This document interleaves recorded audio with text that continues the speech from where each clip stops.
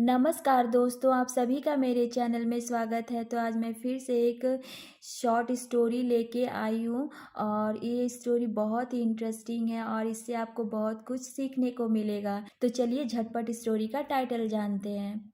तो स्टोरी का टाइटल है the ants and the grasshoppers. Ants मतलब होता है चींटियाँ, यहाँ पे एस लगा है मतलब ढेर सारी चींटियाँ। एंड और द ग्रास ऑफर्स जो टिड्डा होता है, जो ग्रीन कलर का होता है, जो मीन्स फुदक फुदक कर चलता है। यहाँ पे आप देख सकते हैं इस ड्राइंग में कि ये है ग्रास ऑफर्स मतलब टिड्डा। तो चलिए अब स्टोरी पर नज़र डालते हैं। अ ग्रास हॉपर स्पेंड एक मीन्स एक ग्रास हॉपर एक टिड्डा स्पेंड स्पेंड मतलब होता है बिताना, समय व्यतीत करना, एक तरह से एंजॉय करना, आनंद लेना। द समर जो ग्रास हॉपर था, जो टिड्डा था, समर व्यतीत कर रहा था, बिता रहा था, मीन्स गर्मी का सीज़न, ग्रीष्म ऋतु। सिंगिंग गाना गा के। एंड और आइडलिंग आइडलिंग मतलब होता है सुस्ती, मतलब लेजीपन, जैसे कि आइडलिंग मतलब एक जगह बैठे रहना या मीन्स जो हमें पसंद हो वही करना, मतलब ज़रूरी काम न करना। तो उसी प्रकार जो टिड्डा था वो गर्मी का दिन गाना गा के and idling away his time. Idling मतलब सुस्ती से, अवे मतलब दूर करना, हिज टाइम अपने समय को, मतलब वह अपना समय खाली कर रहा था, एक तरह से वह अपना समय खर्चा कर रहा था, मतलब कि जो ज़रूरी काम है वो न कर कर बेकार का काम कर रहा था, मीन्स सिर्फ आराम कर रहा था। आजकल के ज़माने में आराम करने से काम चलेगा? बिल्कुल भी नहीं चलता है। ठीक उसी प्रकार ग्रॉस अपर भी क्या कर रहा था, सिर्फ टाइम स्पेंड कर रहा था, मतलब ज़रूरी काम न कर रहा था, सिर्फ लेजियों की तरह बैठा इधर उधर गाना गाना गाना यही कर रहा था। हिज नेबर्स मतलब उसके जो पड़ोसी थे, नेबर्स मतलब पड़ोसी। अ कॉलोनी ऑफ आंट्स जो कॉलोनी कॉलोनी मतलब होता है बस्ती, एक तरह से जहाँ पे चींटियाँ रहती हैं, तो उसे ही ग्रास हॉपर का पड़ोसी कहा गया है। तो अ कॉलोनी ऑफ आंट्स मतलब जो चींटियों का झुंड था, चींटियों की बस्ती। वर्कड हार्ड मतलब वर्क मतलब काम करना, हार्ड मतलब कठिन, कठिन परिश्रम करना, मेहनत करना। Through out through out the मतलब पूरे भर, मतलब संपूर्ण रूप से। द समर थ्रू आउट मतलब पूरा, द समर पूरी गर्मी भर। टू स्टोर मतलब इकट्ठा करना, फूड भोजन। फॉर लिए द विंटर विंटर मतलब शीत ऋतु के लिए, ठंड के मौसम के लिए। जो चींटियाँ थीं, जो ग्रास ऊपर के पड़ोसी थे, वे पूरा गर्मी भर बहुत मेहनत कर रहे थे, क्योंकि उन्हें भोजन इकट्ठा करना था, अपना खाना इकट्ठा करना था ठंडे वाले मौसम के लिए। जब ठंड आती, शीत ऋतु आती, तो उसके लिए उन्हें अपने लिए भोजन इकट्ठा करना था। इस वजह से वे बहुत ही कड़ी मेहनत कर रहे थे। The grasshoppers laughed at the ants जो ग्रास हॉपर था, जो टिड्डा था, लाफ्ड हंसा, हंसी उड़ाया। लाफ्ड एट मतलब हंसी उड़ाना, मजाक उड़ाना।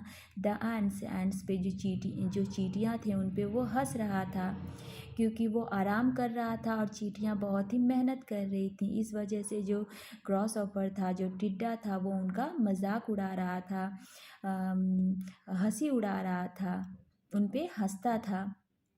ही टोल्ड देम, ही जो ग्रास ऑपर्स था, जो टिड्डा था, टोल्ड मतलब कहा, देम चींटियों से कहा, to enjoy the summer. Enjoy मतलब आनंद करो, मज़े करो।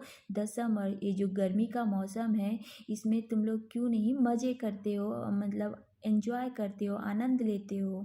The ends told the grass hoppers, तब चींटियों ने क्या उत्तर दिया?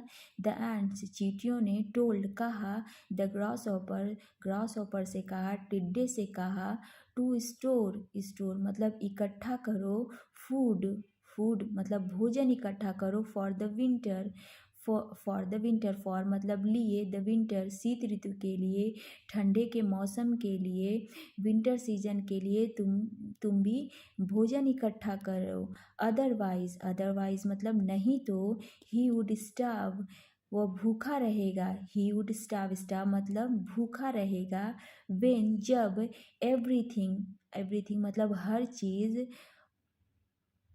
वाज फ्रोजन, फ्रोजन मतलब जम जाएगी, बर्फ़ हो जाएगी, तो उसे भूखा रहना पड़ेगा। चींटियों ने कहा, चींटियों ने कहा कि तुम भी भोजन इकट्ठा करो। अगर भोजन नहीं इकट्ठा करोगे तो तुम विंटर सीजन में, जाड़े की ऋतु में भूखे ही रह जाओगे, क्योंकि जब शीत ऋतु होती है, विंटर सीजन होता है, तो सब कुछ जम जाता है, और तब जब सब जम जाएगा तो खाने के लिए वो नहीं मिलेगा।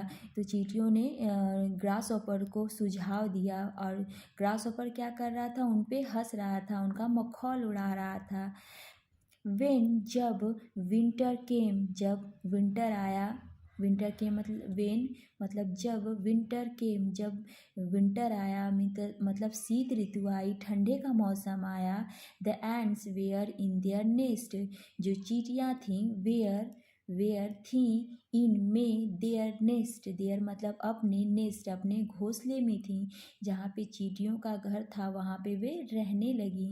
दे रेस्टेड, दे मीन चींटियाँ, रेस्टेड, रेस्टेड मतलब आराम किया, आराम करना, रेस्ट करना।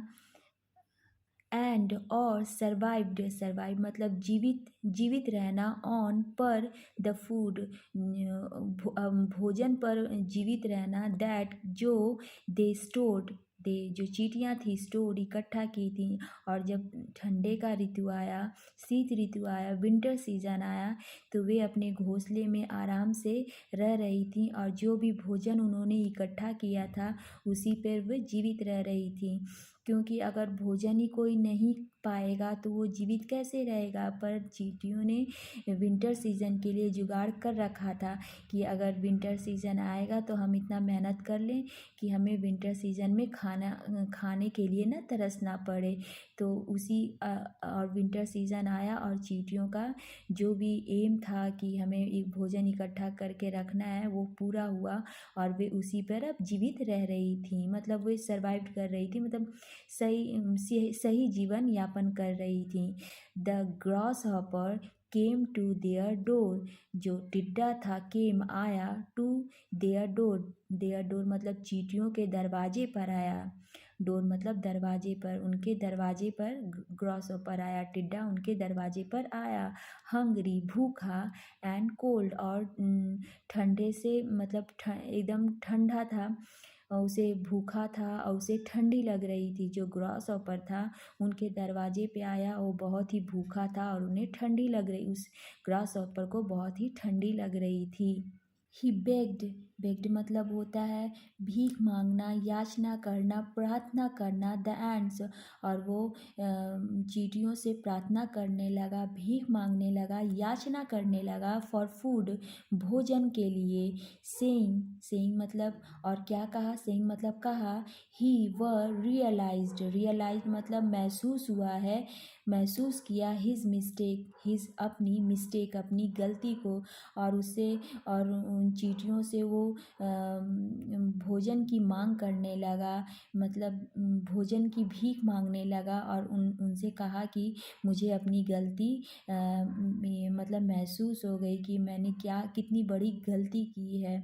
The ends share their food, जो चींटियाँ थीं, शेयर मतलब बाँटा, मन से हिस्सा दिया। देयर फूड्स अपने भोजन को, with him, with grass hoppers के साथ, विथ मतलब साथ में, हिम ग्रास हॉपर्स के साथ अपने भोजन को बाँटा। मतलब वे जो चींटियाँ थी सेल्फिश बिल्कुल भी नहीं थी, मतलब वो बहुत ही अच्छी थी, इसी वजह से उन्होंने अपना भोजन ग्रास हॉपर्स के साथ भी शेयर किया। दे, जो चींटियाँ थी, मेड मतलब बनाया, हिम ग्रास हॉपर को, प्रॉमिस मतलब उस ग्रास हॉपर से वादा लिया, प्रॉमिस लिया, मतलब उन चींटियों ने ग्रास हॉपर से प्रॉमिस करवाया, वादा करवाया टू वर्क हार्ड, कड़ी मेहनत करने के लिए, द नेक्स्ट अगले समर, अगले गर्मी में कड़ी मेहनत करने के लिए कहा, टुगेदर, गैदर मतलब इकट्ठा करने के लिए, एंड स्टोर फूड, स्टोर मतलब भोजन इकट्ठा करने के लिए, भोजन बचाने के लिए। और चींटियों ने जो चींटियाँ थीं उन्होंने ग्रास हॉपर से वादा लिया कि अगली अगली जो समर सीज़न आएगा उसमें तुम ज़रूर भोजन इकट्ठा करोगे और कुछ मतलब बचा के रखोगे विंटर सीज़न के लिए। तो आप लोग समझ ही गए होंगे कि ये स्टोरी किस तरफ इशारा करती है कि मीन्स हमें हमेशा अपने आने वाले समय के लिए सतर्क रहना चाहिए कि आने वाला समय कब क्या दिखा दे। तो उसके लिए हमेशा प्रिपरेशन करके रखनी चाहिए, चाहे वो जो भी क्षेत्र हो, चाहे वो एग्ज़ाम हॉल हो या फिर कोई जीवन का कोई भी रास्ता हो या फिर फ्यूचर की क्यों ना कोई भी बात हो, कोई भी ऐसी चीज़ हो, तो उसमें हमेशा हमको पहले से प्रिपरेशन करके रखनी चाहिए। अगर हम पहले से प्रिपेयर रहेंगे उस चीज़ के लिए तो भले 100% ना दे सकें पर कुछ तो अपनी सहायता कर ही लेंगे, क्योंकि हम पहले से उस चीज़ों के लिए प्रिपेयर होते हैं तो किसी के सामने हमें हाथ नहीं फैलाना पड़ता है।